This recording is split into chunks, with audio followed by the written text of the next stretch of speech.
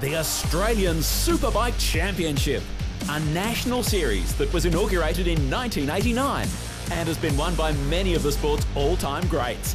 Names such as Aaron Slight, Troy Corser and Sean Giles, to name just three, became household names due to their exploits in this championship. 2015 sees the dawn of a new season, but most importantly, a new era, as the championship comes under the control of the sport's peak body, Motorcycling Australia. Today, you'll have a Category 1 seat as the opening round of the Australian Superbike Championship is contested at Phillip Island in Victoria, one of the world's great circuits. You'll also see wheel-to-wheel action from Supersport, plus there's feature stories on some of the sport's emerging stars.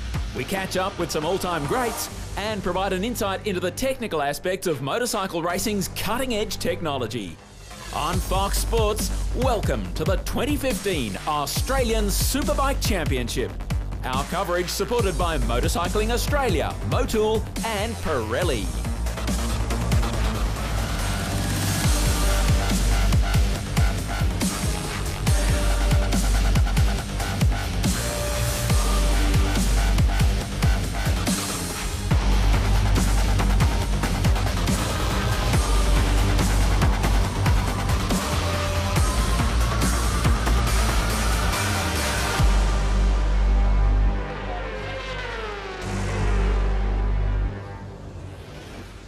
Good to have your company on Fox Sports around Australia, and welcome to our exclusive coverage at Phillip Island, the opening round of the Yamaha Motor Finance Australian Superbike Championship. Weather conditions here on the island pretty good. It is a very special place, and on today's program, some fantastic racing coming your way. A quick check of the champions since this title was inaugurated back in 1989. The first winner, Mal Campbell, able to in fact put a couple of consecutive victories together. The Honda rider very dominant during the early stages. As you can see on screen, some very famous names there, including the 1999 champion Steve Martin, whom you'll hear from in just a moment. Sean Giles, a great rider. Stouther had his time in the sun, followed up by a victory with Glenn Allerton on the Honda in 2008. And over the page now, you'll see that Glenn Allerton is, of course, the defending champion, winning that in 2014. And in fact, that was his second championship victory. Okay, the action will be underway here at Phillip Island shortly. I will be joined in commentary by former World Endurance Champion Steve Martin. And speaking of Steve, a little earlier today, he spoke with Braxton Lane, Motorcycling Australia's president. Braxton, MA are behind this in a big way now this year. You're supporting it well. Tell me why you're supporting it. I guess it's to launch younger kids out onto the international scene. Exactly right, Steve. I think our history is such that we set back into the 80s and you said all the champions that we've had. So it's the opportunity of providing a platform for these kids to move through the ranks, then make the decision, can I go international? We want another Australian champion, we want another world champion. Steve Martin talking with Braxton Lane. Here's the calendar for 2015. Round 2 is at Morgan Park in Queensland, April 10 to 12. Then racing at Barbagallo Raceway, Symmons Plains, and of course culminating at the Phillip Island Grand Prix circuit here in Victoria, the first weekend of October. On today's program, it's Superbikes and Super Sport. And we look forward with no little expectation to bringing you the action that features some of Australia's best riders. Of course, Phillip Island, it goes without saying, one of the world's truly great racing circuits. Many people would in fact suggest it is the best motorcycle circuit in the world. The first actual motor race at the island was back in 1928. The circuit length is 4.45 kilometres with 12 turns. You're watching the Australian Superbike Championships on Fox Sports.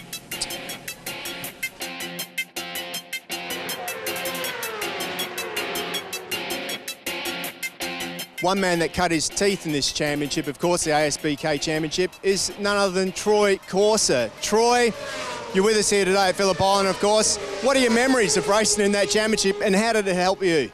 Yeah, mate, it was actually my stepping stone into my career, for sure. You know, I come from dirt bikes, and my opportunity was to enter into a 250 production championship, which was like our entry level, and yeah, to travel around Australia pretty much instead of just going club racing at Oran Park, Emeroo Park and stuff. to effectively travel around Australia and Tasmania and places like that. It was a fantastic experience as a young kid to gain that experience. Your big break probably came in this championship as well. I mean, what would you say was the break that launched you into your international career to such success? I think the support actually that I got from the sponsors and the fans over here for sure. I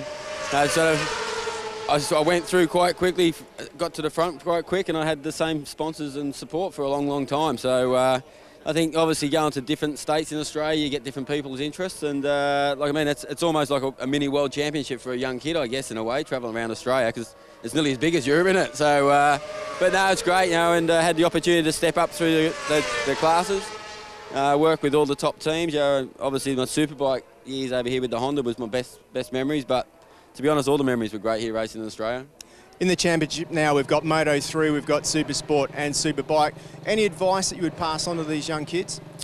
I actually think what we're missing is like a 250 production class, like a real beginner's intern into riding. So 600s these days have got more horsepower than our Superbike did when me and you were racing. So it makes them probably try to learn too quick. But like I say, small bikes, learning how to do that, ride safe, and I think as you step on, it'll increase for you. Yes, my commentary colleague Steve Martin talking with the great Troy Corser. Of course, tyres will play an integral role in the outcome here this weekend. Here's more. Well, Dunlop's a name that's been synonymous with Australian superbike racing for more than a quarter of a century. It must be a privilege to work for such a prestigious company. Oh, absolutely. I've been with Dunlop for probably more than a quarter of a century, and I'm been very involved with the racing side of things for most of that time. So yeah, it's pretty exciting to be involved with the racing. It's in my blood now. We're at the opening round of the Australian Superbike Championship. This year, the all-new series, there are 5 tyre manufacturers supplying homologated tyres. Just tell us a little bit about the tyre that Dunlop has put forward to MA for the series. Well, we've got a selection of tyres available for the series. Of course, for Phillip Island, we need special tyres, like a harder, more durable tyre to cope with the challenges of this circuit. And for the 600 class, well, we have just used normal tyres that we use at other circuits, like in a choice of compounds. And Moto3, we also have a couple of compounds there, but we're lucky with Moto3 we can use tyres at Phillip Island and other circuits as well. How difficult is it to produce a tyre for this circuit where the superbikes are doing well over 300 k's an hour? It's always a challenge. It's always a challenge. The tyres get a lot of heat in them here, especially on the left-hand side of the tyre. Turn 11 and turn 12 generates so much heat in the tyres on the superbikes, and even the 600s. You know, on superbikes we've seen temperatures reach 200°C on the left-hand side of the tyre, so that does create a lot of overheat. So you've got to have a very hard, durable compound, and obviously you compromise grip when you go hard like that. So we take every precaution we can to try and keep the temperatures down, and to the point of putting nitrogen in the rear tyres, and that creates a little bit more stability with the temperature. Ian Salvestrin working with us in the pits this weekend. Bikes now entering the circuit in good weather conditions for the opening Superbike race of 2015. We caught up with the pole sitter. A great way to start the weekend for Team Honda's Jamie Stouffer, pole position with a time of 1 minute 33 dead. Jamie, a fantastic way to start the weekend. Yeah, it's a great start to the weekend, pole position for both races, and you know, everyone's close out there. You know, it's going to be a tough race, always at Phillip Island. There's, you know, getting towards the end of the race, the tyres, you know, start to move around a lot, so we'll get out there and see what we can do, and hopefully be in front at the end of the race. Well, it's a Team Honda 1-2 in qualifying with your teammate Troy Herfoss on the front row of the grid beside you. It is looking good for the red machine. Yeah, that's right. We've got a great team, got great people working on the bikes, and the CBR 1000 SP is a great machine. So with good riders and good equipment like that, you're always going to have a pretty good chance of winning. Ian catching up with Jamie Stouffer earlier, and they are his thoughts, the man to start on pole on the Honda CBR. And with me at commentary, former World Endurance Champion Steve Martin. Good to see you. Terrific atmosphere here at the island. Oh, it's an absolute fantastic day here. I mean, look at the weather. You mentioned it earlier, but you just don't get better conditions than what we're seeing out there for these guys. And I'll tell you what, the nerves are high at the moment. The boys have had a lot of time off over the Christmas break, and they're really looking forward to get out there and get the racing underway, just to see where they're really at. Indeed, you're looking at the grid, and the first row to be occupied by Stauffer, Herfoss, Condon and Hook. We roll over the page. Phil Lovett there starting out of position 11 on bike 19, the Kawasaki. The veteran just loves his motorcycle racing. And it's a stacked grid, in fact, for this opening race. There are 34 riders in total. All of the major manufacturers are represented. What is it, as a former rider, that makes the island so special? It's just the nature of the circuit. It's not one of those circuits that is made up by a designer. It was just mowed into a field back in 1928 or whenever it was by a bunch of guys, and the corners just come together beautifully. So it's the high speed, it's the way that the track is cared for. And I'll tell you what, down here, it's fantastic because you've got cows just around the corner, and it's a great family atmosphere. Love it here. So a start imminent, the opening Superbike race of the year, presented by Yamaha, over a 12-lap journey. Stauffer, right-hand side of screen. A start imminent, they're underway, and it's blast off for 2015. Stauffer got a good start. Herfoss also away quickly, and Sean Condon on the Kawasaki is not far away as they approach the first corner. Good to see Herfoss, though. Herfoss, who's had a year off back with Team Honda. He's got the whole shot there out in front, but it looks like 3 Honda boys, but Condon's just gone up the inside in the southern loop there. That was a good move by him. Remember, first time out in the track this year for these boys. They've got to warm these tyres up. They're extra hard tyres at this long circuit. Let's hope they get some heat into these tyres quick. On board the JT Racing Caterpillar Yamaha of Daniel Falzon, the reigning Australian Supersport champion, in fact.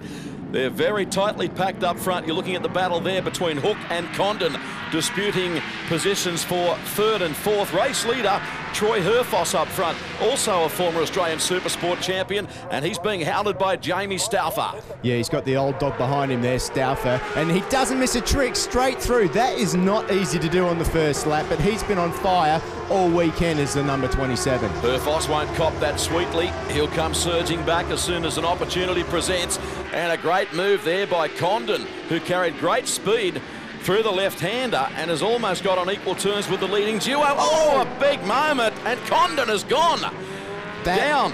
That was huge. Look at him, he's holding his wrist. I hope that doesn't mean that he's hurt. He's hurt that wrist, but his bike's in the middle of the field there. This could bring out a red flag. I'm not sure. Let's hope the marshals can get there. Everybody's missed it, but now we're back with the leaders. A big slide, traction braking the back end of the bike, and over the top he went. Meanwhile, we focus up front. What about this? Herfoss up on the inside of Jamie Stauffer. They're side by side. Oh, and Stauffer runs off the circuit. It is all happening here, unbridled chaos. That is not what you want to do. Look at him coming out. He's managed to slow the bike down, but he's dropped way back in the pack now, and that's allowed him to cool his tyres down. He's got dirt on those tyres as well. There's a replay of the overtaking manoeuvre, and Condon just gets on the gas that little bit too hard on the right-hand side of the corner of the tyre. Here at Phillip Island, there's a lot of lefts, not many rights. He's just paid the price for not warming that tyre up. Wow, so Condon, let's hope he's okay.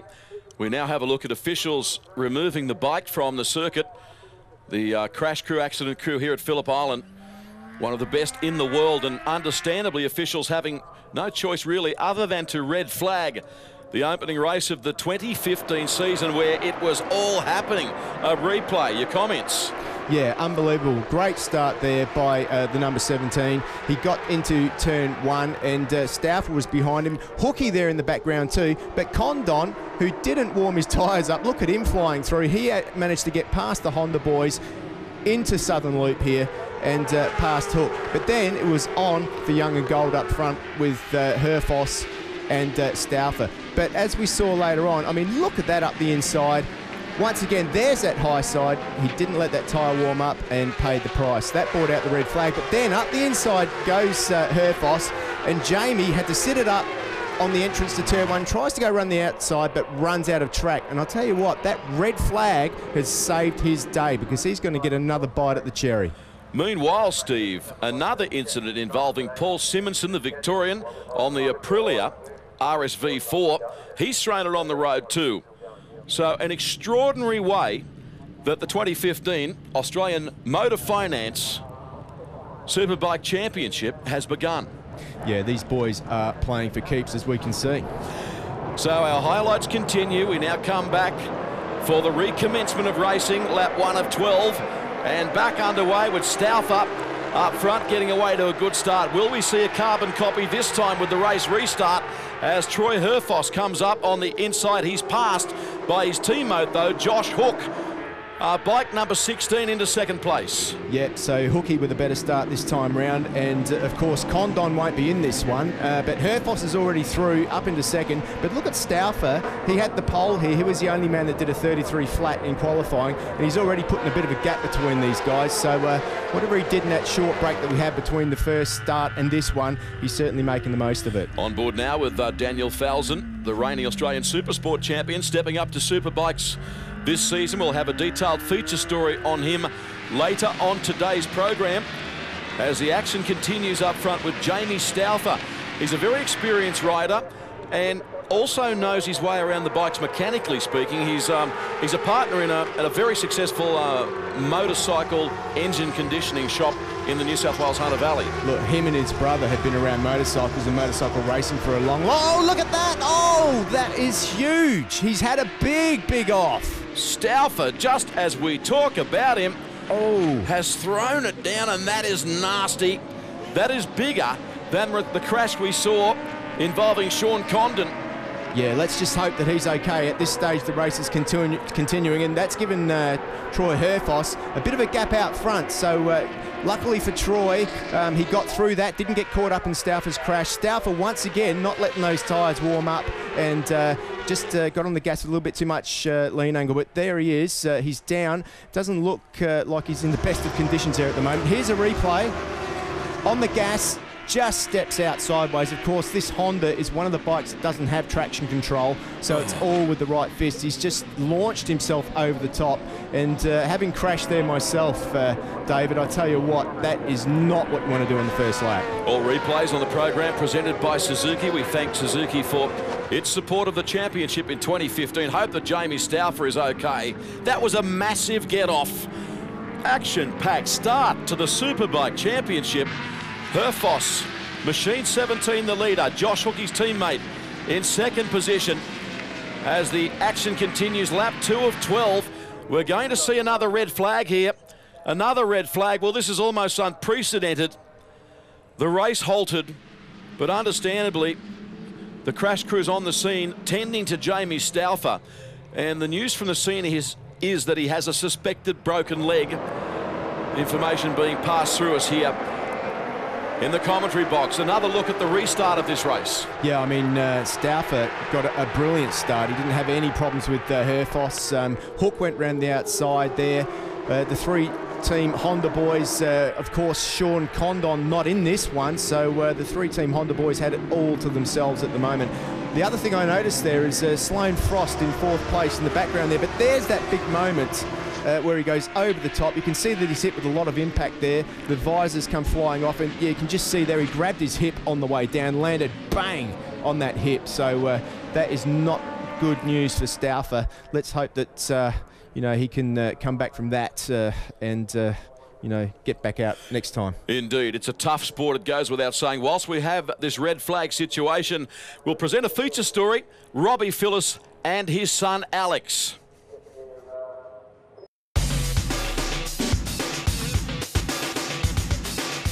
Six times Australian Superbike champion Robbie Phillis is a household name in motorcycling after a long and distinguished career that saw him race professionally until age 42.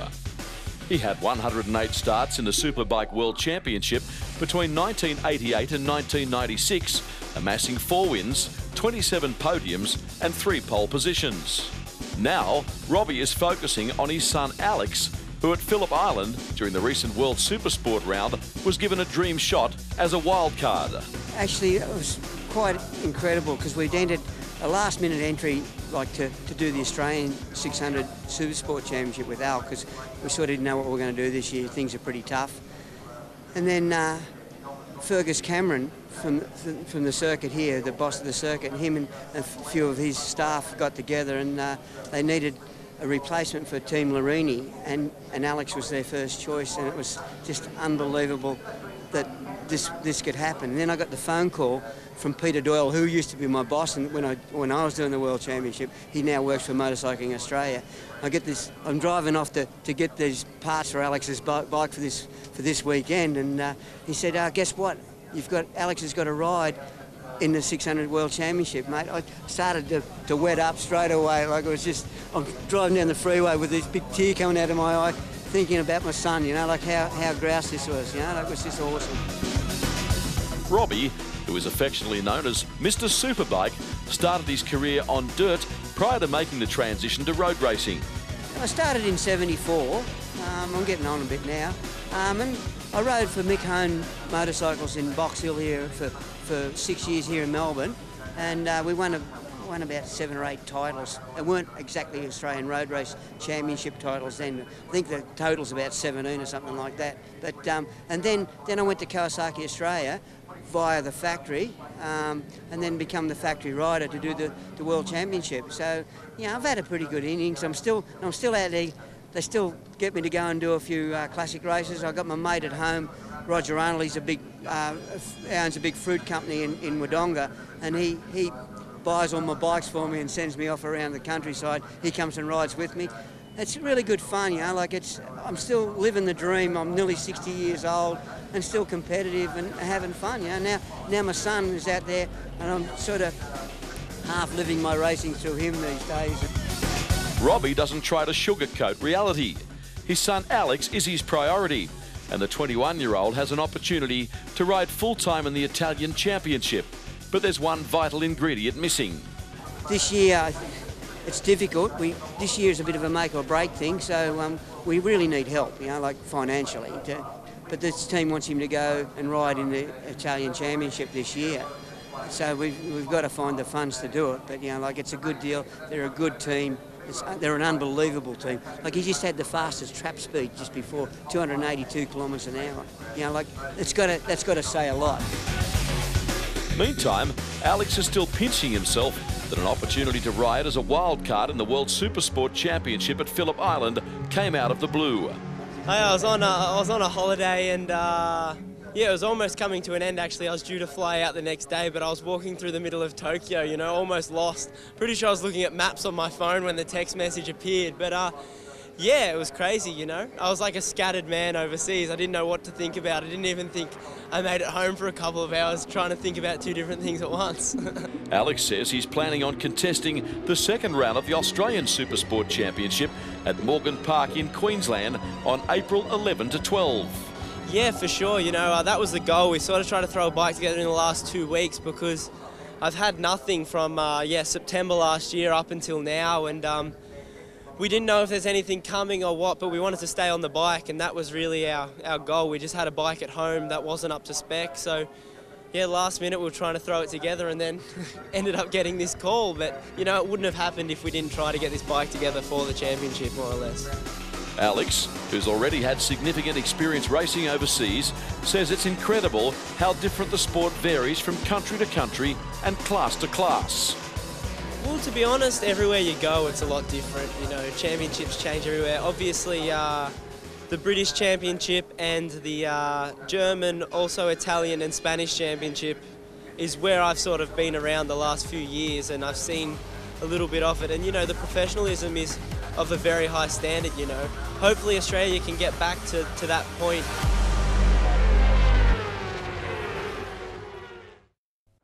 You're watching the opening round of the 2015 Australian Superbike Championship from Phillip Island. Our coverage presented by Motorcycling Australia in association with Motul and Pirelli. Good to have your company. You're watching the Yamaha Motor Finance Australian Superbike Championship. And remember, you can start enjoying your Yamaha sooner with Yamaha Motor Finance. David Tapp with you at the island along with Steve Martin. We've seen a chaotic start to the season with 2 red flag scenarios, and as a result the opening to the program punctuated today. During the break we caught up with a couple of riders and got their thoughts on things, starting with Lyndon McGee. Here with Lyndon McGee, the number 38 BMW in the Superbike class. Lyndon, a hectic opening lap, not once